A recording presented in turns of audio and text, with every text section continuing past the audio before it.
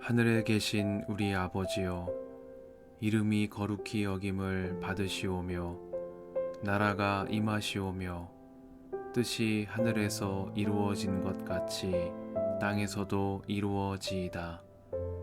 오늘 우리에게 일용할 양식을 주시옵고 우리가 우리에게 죄 지은 자를 사하여 준 것 같이 우리 죄를 사하여 주시옵고 우리를 시험에 들게 하지 마시옵고 다만 악에서 구하시옵소서.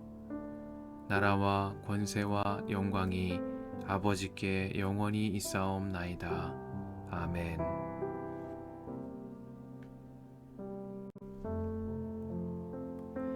예수께서 다시 바닷가에서 가르치기 시작하셨다. 매우 큰 무리가 모여드니 예수께서는 배에 오르셔서 바다 쪽에 앉으셨다. 무리는 모두 바닷가 무태에 있었다. 예수께서 비유로 여러 가지를 가르치셨는데 가르치시면서 그들에게 이렇게 말씀하셨다. 잘 들어라. 씨를 뿌리는 사람이 씨를 뿌리러 나갔다. 그가 씨를 뿌리는데 덜어는 길가에 떨어지니 새들이 와서 그것을 쪼아 먹었다. 또 덜어는 흙이 많지 않은 돌짝밭에 떨어지니 흙이 깊지 않으므로 싹은 곧 나왔지만 해가 뜨자 타버리고 뿌리가 없어서 말라버렸다. 또 덜어는 가시덤불 속에 떨어지니 가시덤불이 자라 그 기운을 막아버려서 열매를 맺지 못하였다. 그런데 덜어는 좋은 땅에 떨어져서 싹이 나고 자라서 열매를 맺었다. 그리하여 30배, 60배, 100배가 되었다. 예수께서 덧붙여서 말씀하셨다. 들을 귀가 있는 사람은 들어라. 예수께서 혼자 계실 때에 예수의 주위에 둘러있는 사람들이 12제자와 함께 그 비유들이 무슨 뜻인지를 예수께 물었다. 예수께서 그들에게 말씀하셨다. 너희에게는 하나님 나라의 비밀을 맡겨주셨다. 그러나 저 바깥 사람들에게는 모든 것이 수수께끼로 들린다. 그것은 그들이 보기는 보아도 알지 못하고 듣기는 들어도 깨닫지 못하게 하셔서 그들이 돌아와서 용서를 받지 못하게 하시려는 것이다. 그리고 예수께서 그들에게 말씀하셨다. 너희가 이 비유를 알아듣지 못하면서 어떻게 모든 비유를 이해하겠느냐? 씨를 뿌리는 사람은 말씀을 뿌리는 것이다. 길가에 뿌려지는 것들이란 이런 사람들이다. 그들에게 말씀이 뿌려질 때에 그들이 말씀을 듣기는 하지만 곧바로 사탄이 와서 그들에게 뿌려진 그 말씀을 빼앗아간다. 돌짝밭에 뿌려지는 것들이란 이런 사람들이다. 그들은 말씀을 들으면 곧 기쁘게 받아들이기는 하지만 그들 속에 뿌리가 없어서 오래가지 못하고 그 말씀 때문에 환난이나 박해가 일어나면 곧 걸려 넘어진다. 가시덤불 속에 뿌려지는 것들이란 달리 이런 사람들을 가리키는데 그들은 말씀을 듣기는 하지만 세상의 염려와 재물의 유혹과 그 밖에 다른 일의 욕심이 들어와 말씀을 막아서 열매를 맺지 못한다. 좋은 땅에 뿌려지는 것들이란 이런 사람들이다. 그들은 말씀을 듣고 받아들여서 30배, 60배, 100배의 열매를 맺는다. 예수께서 그들에게 말씀하셨다. 사람이 등불을 가져다가 말 아래에나 침상 아래에 두겠느냐? 등경 위에다가 두지 않겠느냐? 숨겨둔 것은 드러나고 감추어둔 것은 나타나기 마련이다. 들을 귀가 있는 사람은 들어라. 예수께서 그들에게 말씀하셨다. 너희는 새겨들어라. 너희가 되질하여 주는 만큼 너희에게 되질하여 주실 것이요 덤으로 더 주실 것이다. 가진 사람은 더 받을 것이요 가지지 못한 사람은 그 가진 것마저 빼앗길 것이다. 예수께서 또 말씀하셨다. 하나님 나라는 이렇게 비유할 수 있다. 어떤 사람이 땅에 씨를 뿌려놓고 밤낮 자고 일어나고 하는 사이에 그 씨에서 싹이 나고 자라지만 그 사람은 어떻게 그렇게 되는지를 알지 못한다. 땅이 저절로 열매를 맺게 하는데 처음에는 싹을 내고 그 다음에는 이삭을 내고 또 그 다음에는 이삭의 알찬 나달을 낸다.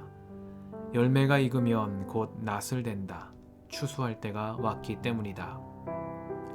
예수께서 또 말씀하셨다. 우리가 하나님의 나라를 어떻게 비길까? 또는 무슨 비유로 그것을 나타낼까? 겨자씨와 같으니 그것은 땅에 심을 때에는 세상에 있는 어떤 씨보다도 더 작다.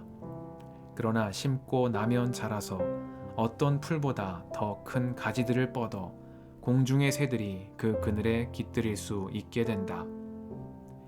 예수께서는 그들이 알아들을 수 있는 정도로 이와 같이 많은 비유로 말씀을 전하셨다. 비유가 아니면 말씀하지 않으셨으나 제자들에게는 따로 모든 것을 설명해 주셨다. 그날 저녁이 되었을 때에 예수께서 제자들에게 말씀하셨다. 바다 저쪽으로 건너가자. 그래서 그들은 무리를 남겨두고 예수를 배에 계신 그대로 모시고 갔는데 다른 배들도 함께 따라갔다. 그런데 거센 바람이 일어나서 파도가 배 안으로 덮쳐 들어오므로 물이 배에 벌써 가득 찼다. 예수께서는 고물에서 베개를 베고 주무시고 계셨다. 제자들이 예수를 깨우며 말하였다. 선생님, 우리가 죽게 되었는데도 아무렇지도 않으십니까? 예수께서 일어나 바람을 꾸짖으시고 바다더러 고요하고 잠잠하여라 하고 말씀하시니 바람이 그치고 아주 고요해졌다. 예수께서 그들에게 말씀하셨다. 왜들 무서워하느냐? 아직도 믿음이 없느냐? 그들은 큰 두려움에 사로잡혀서 서로 말하였다.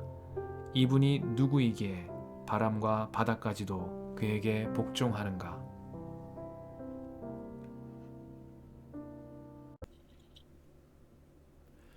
주님의 은총과 평화가 이 저녁에 여러분과 함께 하시길 빕니다.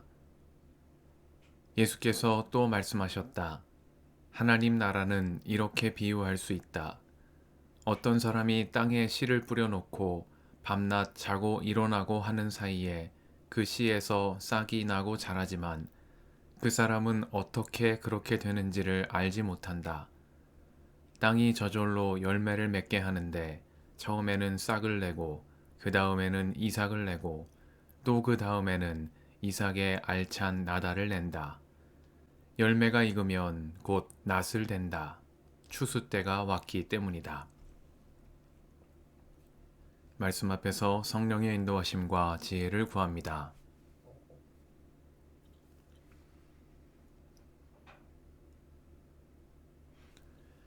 마가복음 4장은 갈릴리에서의 예수님의 사역 가운데 비유를 통해 하신 말씀들을 전합니다.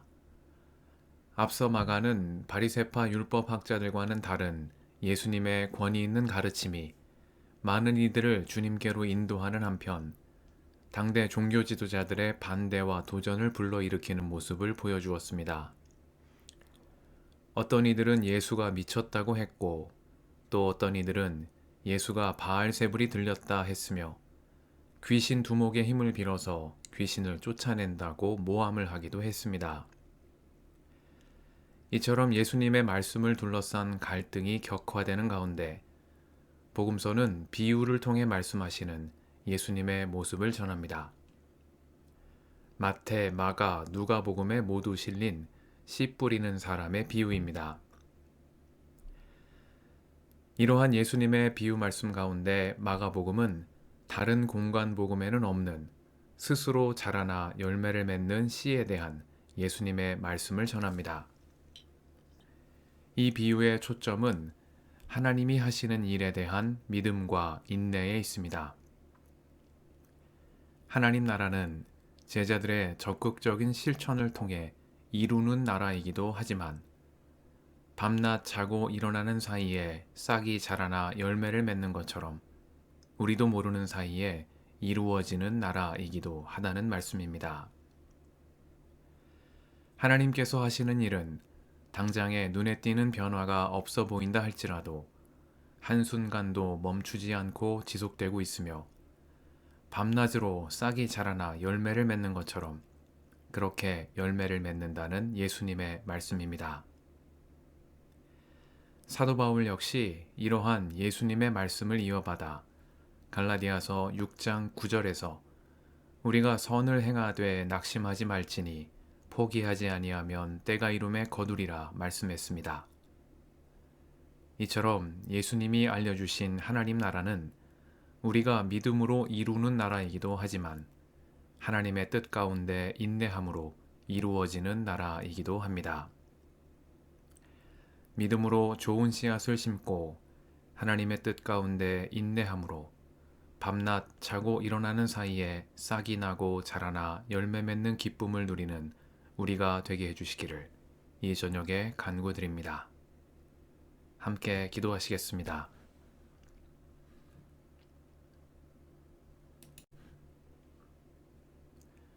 주님, 오늘도 이 저녁을 허락하시니 감사합니다. 믿음으로 좋은 씨앗을 심고 하나님의 뜻 가운데 인내함으로 밤낮으로 싹이 나고 자라나 열매 맺는 기쁨을 누리는 저희가 되게 하옵소서. 우리의 길과 진리와 생명이신 예수님의 이름으로 기도드립니다. 아멘.